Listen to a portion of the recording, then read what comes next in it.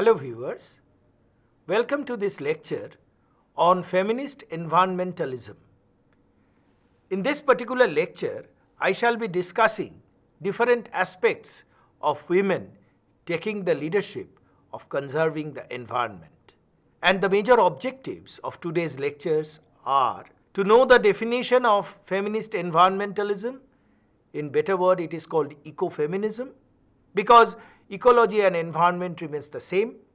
To know about the different branches of this subject, to have an idea of different movements under women leadership, and also to have an idea of different women environmentalists. Actually, the child receives the first lesson from his or her mother. So definitely, the feminist environmentalism becomes ecofeminism, which is actually a branch of feminism and political ecology. This particular word was coined by Francois de Eubon, and in 1974 this was mentioned in the book La Féminisme ou la Mort.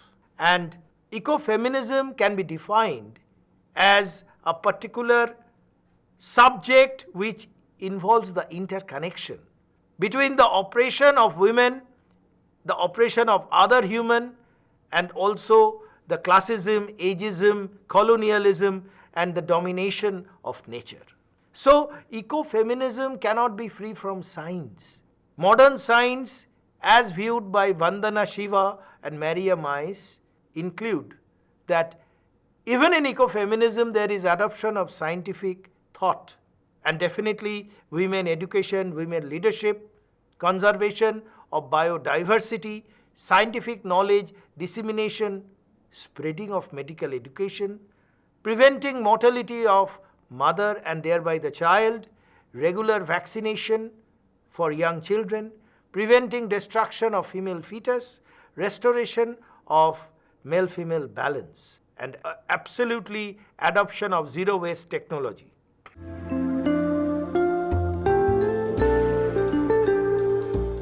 The major branches of ecofeminism are the spiritualist ecofeminism, which is also better termed as biological or cultural ecofeminism. It is actually the mystic connection between women and earth, shared reproductive capabilities, and all women are the natural caretakers of the environment, as already stated. The second comes historical ecofeminism.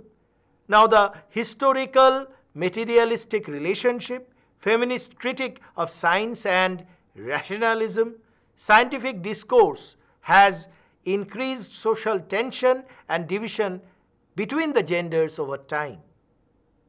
Next comes the social or scientific ecofeminism. Actually, this branch recognizes historical materialistic relationship based on a gender division of labor, focuses on experimental knowledge on specific situated science, and also addresses questions underlying assumptions of modern ethics. Vegan ecofeminism is also a branch which puts into practice the personal is political. That is, vegan ecofeminist will consider eating of meat is actually a form of patriarchal domination. And it was coined by Carol J. Adams. Materialistic ecofeminism is actually connecting the institutions such as labor, power, and property as the source of domination over women and thereby over nature. And there are connections between these subjects, that is, overproduction, reproduction, increase in population, etc. And it was given by Veronica Benholt. Social ecofeminism actually was mentioned by Caroline Marchant in the journal Capitalism, Nature, Socialism, where the act of ecodrama was included, and it was explaining the role of men and women in nature as if they occupy the center stage. Now, friends, let us have a quiz. Ecofeminism beyond the gender bias is observed in option A, materialistic ecofeminism, cultural ecofeminism, social ecofeminism, biological ecofeminism? And the right answer is, of course, C, that is social ecofeminism. We come to another interesting aspect given by Starwock, which is spiritual or cultural ecofeminism, which is a link commonly held Judeo-Christian belief that God gave human dominion over earth, and thereby they ensured the degradation of earth's ecosystem. So obviously the cultural ecofeminism believes that women have an essential and distinctive connection to nature that men do not have. Women should recognize and celebrate these unique qualities that is needed from their culture. The earth is inherently feminine and we call it Mother Earth.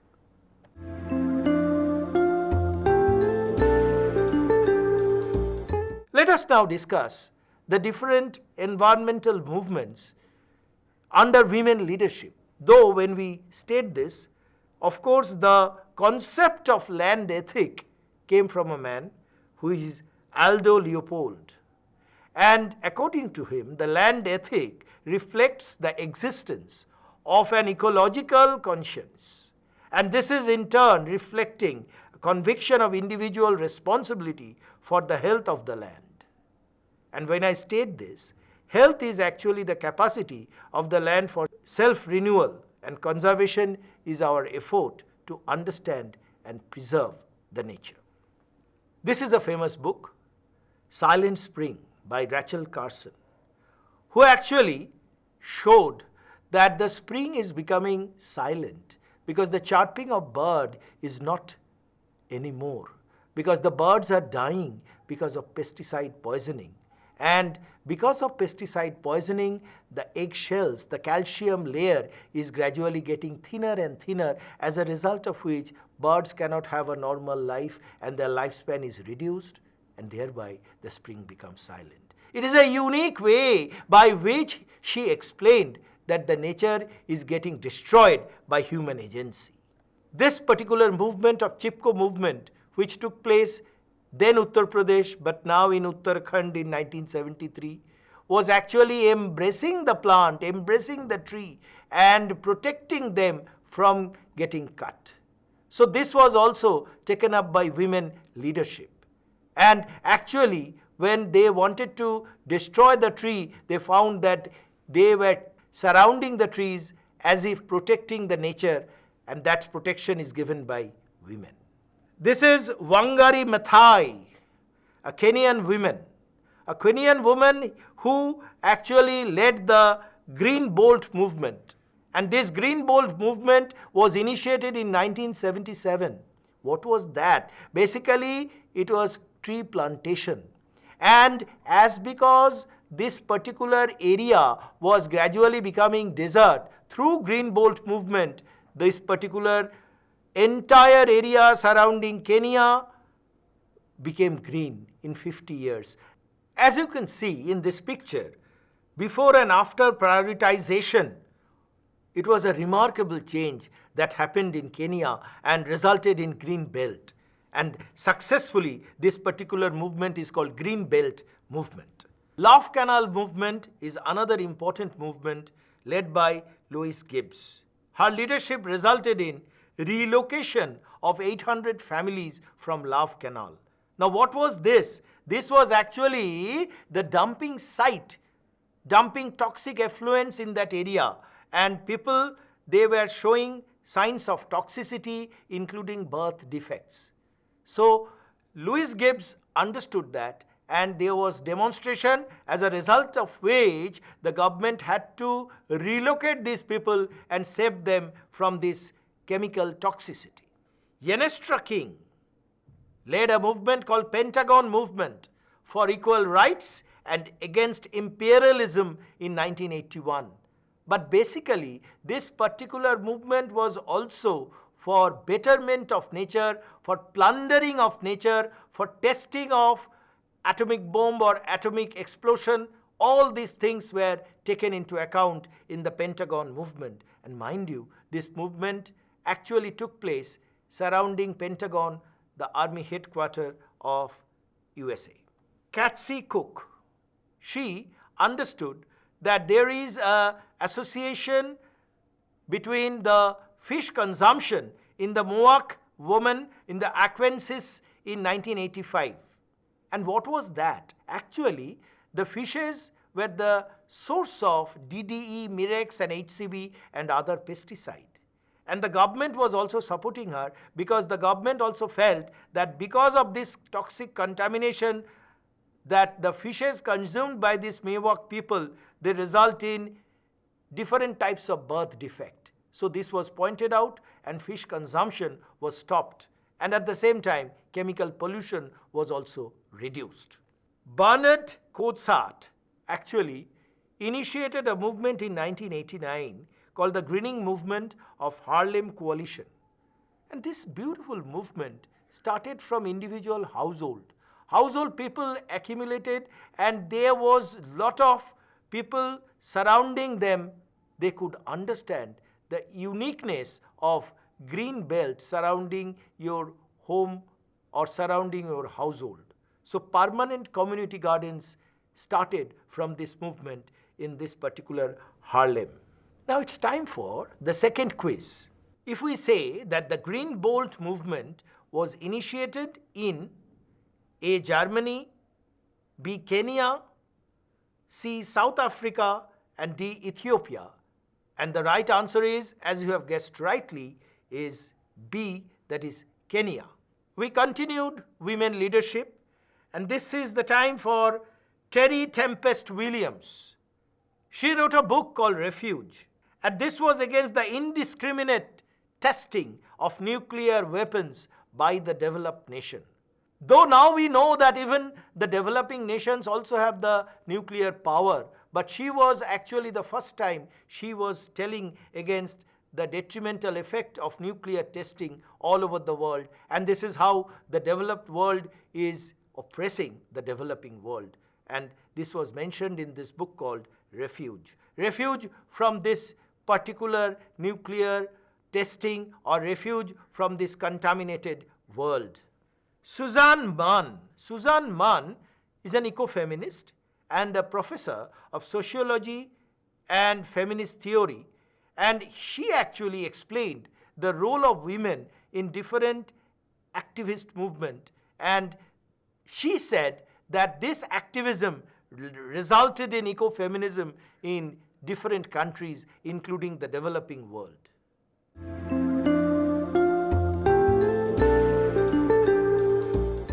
So with this, we conclude the second part of my lecture, and I move into some famous women environmentalists all over the world. We started with Judy Barry. She actually led the Earth First movement in United States. Incidentally, United States is a developed country, but majority of these women environmentalists are from United States. And this Earth First movement for the first time showed the world that Earth is first. It is not human-centric or anthropocentric environment, but it is actually the geocentric environment which has to survive if we have to have a good quality of life. Greta Gard, also she was working in America and she was a scholar and activist. And she connected different ideas of vegetarianism, animal liberation, and queer theory. So according to her, killing of animals is also against their right, and through veganism we can protect their right. Suzanne Griffin, she was a radical feminist philosopher from United States of America. She was an essayist, playwright, particularly known for her innovative and hybrid ecofeminist work. So ecology and feminism went hand in hand with her writings. And Sally McFarg, a prominent ecofeminist, theologian from United States, and she used the metaphor of God's body to represent the universe at large. So if you are destroying the earth, you are destroying the God. So that was the comparison. This metaphor was unique. So protect the God and protect Mother Nature, and then you will also survive. Mary Mello, in 1946 she was born in United Kingdom. She was a sociologist who moved to ecofeminist idea from an interest in cooperative. She understood that a single person, a single leader cannot actually survive for long, cannot lead a movement. So cooperative establishment amongst ecofeminists resulted in this cooperative ecofeminist idea of Mello. Maria Mies, already she explained a lot of things where science was involved in the protection of environment. But she is actually a German social critic, and she was writing feminist work all over Europe, and she was also in India. She was a collaborator of Vandana Shiva. And she actually explained that proper science teaching through ecofeminism results in effective implication of nature protection by women in the rural India.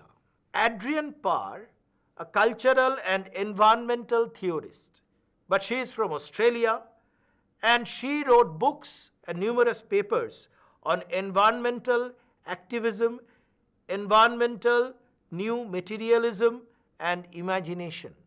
Actually, this new materialism is the concept which states that nature is protected over all materialistic belongings.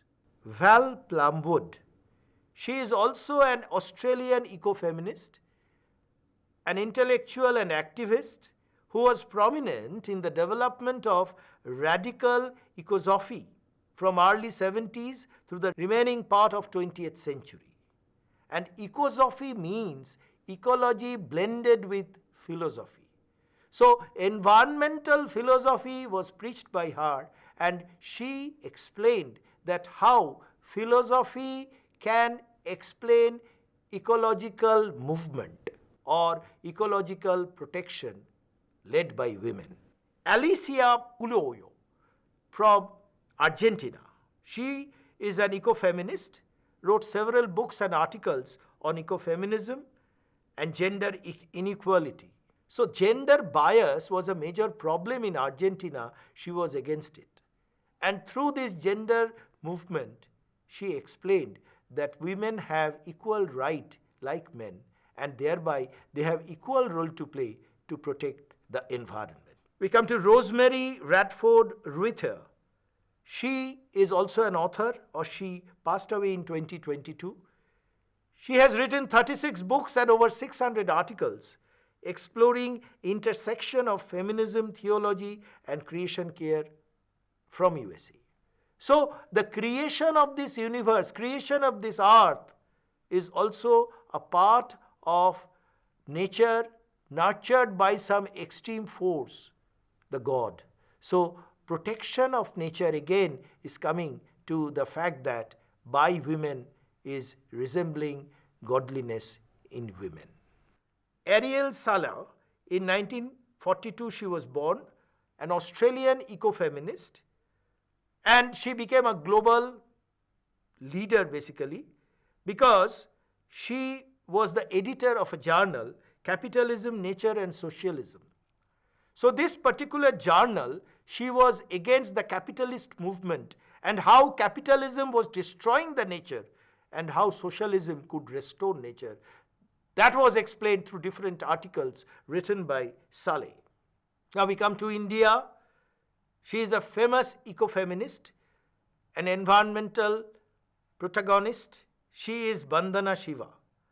But basically she is from science, an Indian scientist by training, a prolific author and an Indian ecofeminist and activist.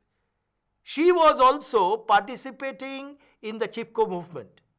Of course, not directly, but she was very much there in the 1973-74.